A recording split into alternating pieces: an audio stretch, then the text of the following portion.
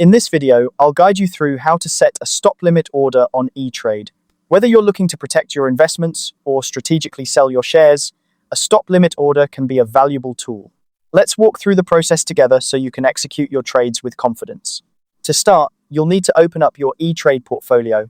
Once you're in, take a moment to review your holdings and decide which stock you want to set a stop limit order for. This order is designed to protect your position, so it's important to choose the stock that aligns with your trading strategy. After you've decided on the stock, tap on the sell option.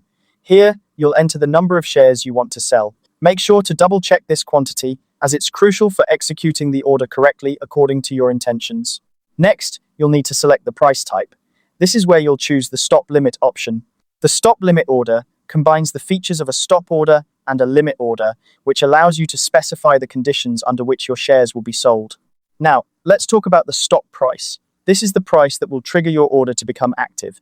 Think of it as the threshold that prompts the system to start looking for buyers. For example, if you set a stop price of $100, your order will activate when the stock hits that price or below.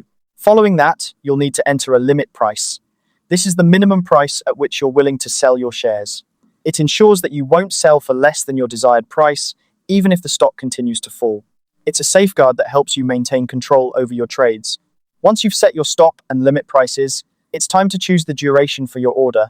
You might select an option like good for 60 days, which means your order will remain active for up to 60 days unless it's filled or cancelled. This flexibility allows you to tailor the order duration to suit your trading goals. Before finalizing, tap on Preview Order. This step is your chance to review all the details you've entered, making sure everything is accurate. After confirming the information is correct, you can confidently place the order. And there you have it. That's how you set a stop limit order on Etrade.